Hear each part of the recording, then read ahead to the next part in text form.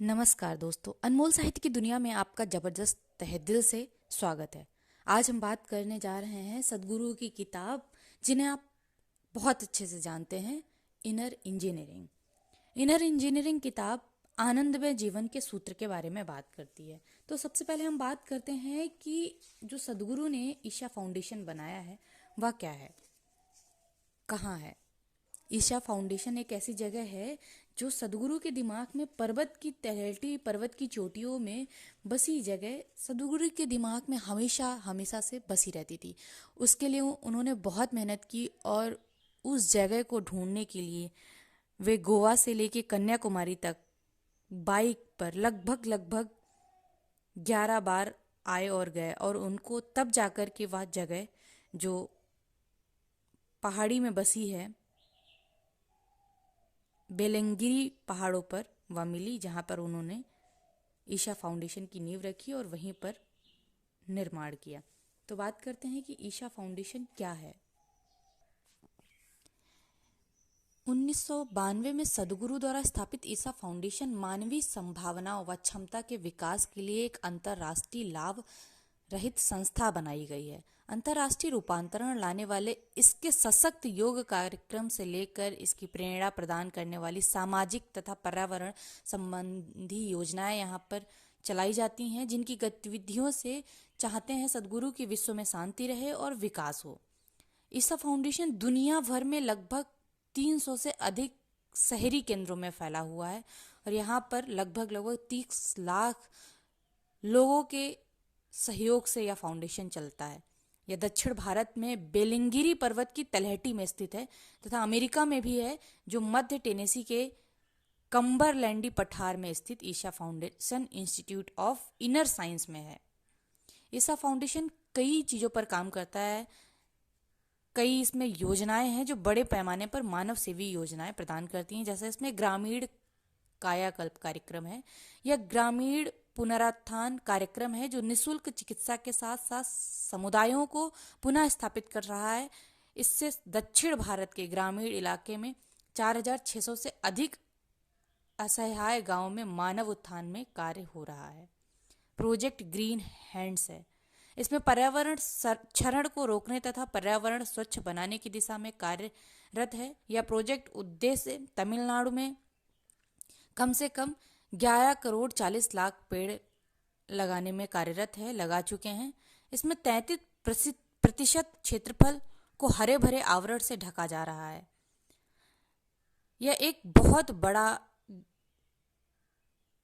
सहयोग भी कह सकते हैं और प्रोजेक्ट है, जिसे गिनीज वर्ल्ड रिकॉर्ड बनाया गया है। 2008 में इंदिरा गांधी पर्यावरण पुरस्कार से सम्मानित भी किया गया है।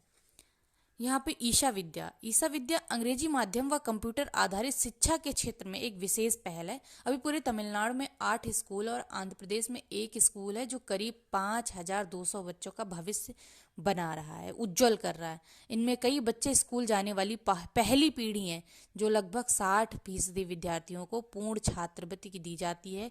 ईशा विद्या फिलहाल राज्य सरकार के 520 स्कूलों में कार्यरत है।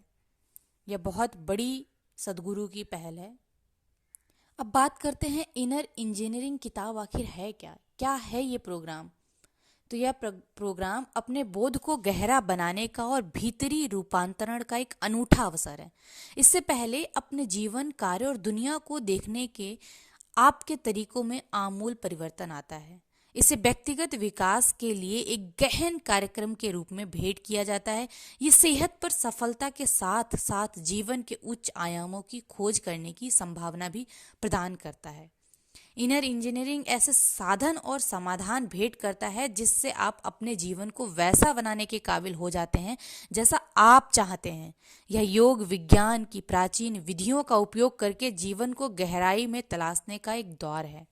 यह प्रोग्राम आपको शरीर, मन, भावनाओं और जीवन ऊर्जा को बेहतर ढंग से संभालने के लिए व्यवहारिक तरीके प्रदान करता है। इनर इंजीनियरिंग में एक जबरदस्त रूपांतरण लाने वाली योग क्रिया सांभवी महामुद्रा सिखाई जाती है। आप जिसे सांभवी महामुद्रा, जो 21 मिनट की ऊर्जा प्रक्रिया है, यह एक बहुत ही शक्तिशाली और शुद्धिकारक प्रक्रिया है। इसको आपने जरूर सुना होगा, जो आपके अंदर आनंद का रसायन पैदा करती है, जिसे हम लोग डोपामाइन हार्मोन कहते हैं। ये आपके पूरे सिस्टम को संतुलित करने की एक विधि है। अब बात करते हैं आनंद। आखिर आनंद, खुशी क्या है जिसे हम लोग पाना तो चाहते हैं,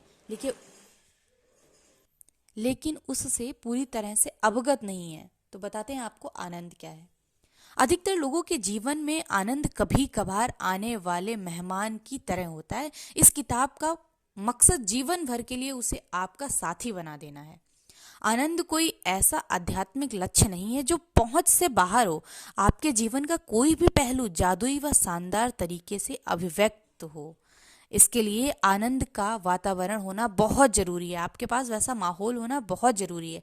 अगर आनंद आपके जीवन में नहीं है तो जीवन की सबसे सुखदायी गतिविधियां भी बोझिल बन जाती हैं। आप अपने इर्द गिर्द जीवन की समस्याओं को अपनी काबिलियत से संभाल सकते हैं, लेकिन एक बार जब आप आनंद आपका स्थायी साथी बन जाता है तो आप खुद अपने जीवन में एक समस्या नहीं रह जाते हैं। इसके बाद जीवन लगातार जाहिर होते जश्न और खोज की एक यात्रा बन जाता है, जो बेहद जरूरी है। मानवता के इतिहास में पहली बार हमारे पास इस धरती की हर समस्या, जैसे पोषण, स्वास्थ्य, शिक्षा और ऐसी ही दूसरी समस्याओं को संभालने के लिए जरूरी साधन, काबिलियत और तकनीकें हैं।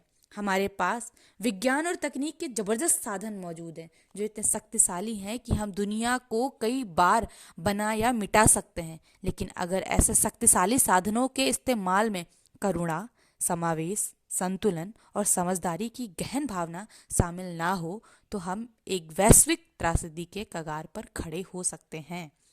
बाहरी खुशहाली कि हमारी अंधाधुंध कोशिशों ने इस धरती को पहले ही विनाश के कगार पर पहुंचा दिया है। हम हमेशा बाहरी खुशी के आवरण में फंसते चले जाते हैं और हम अपनी आंतरिक खुशी को महसूस भी नहीं कर पाते हैं और उस पर ध्यान भी नहीं देते हैं। हमारे पास आज जो सहूलतें और सुख सुविधाएं हैं वे किसी भी पिछली पीढ़ी से बहुत ज़्यादा अधिक हैं। फिर भी हम मानवता के इतिहास में सबसे आनंदमय या प्रेम में पीढ़ी होने का दावा नहीं कर सकते, क्योंकि हमको हर पल निराशा और अकेलापन महसूस होता है और ऐसा लगता है कोई प्रेम करने वाला नहीं है, प्रेम गायब है। न फैमिली में, न रिश्ते में, न दोस्त में, न स्कूल में, कहीं में भी हमें प्यार नहीं दिखाई देता है। बस लोग भड़कने वाले मिलते हैं। लोगों की एक बहुत बड़ी त्रासदी लगातार चिंता और अवसाद की अवस्था में रहती है। कुछ अपनी असफलता की पीड़ा झेल रहे हैं, लेकिन विडंबना यह है कि कई लोगों के दुख का कारण उनकी सफलता भी है। कुछ अपनी सीमाओं की वजह से पीड़ा सह रहे हैं, लेकिन कई अपनी आज़ादी से पीड़ित हैं। जिस चीज़ की कमी है वह है मानव चेतना। बाकी सब कुछ अपनी जगह पर है, लेकिन इंसान अपनी जगह पर नहीं है। अगर इंसान अपनी खुशी के रास्ते में खुद रुकावट बनना बंद कर दे तो हर दूसरा समाधान मौजूद है। मनुष्य को रूपांतरित किए बिना आप दुनिया को रूपांतरित नहीं कर सकते।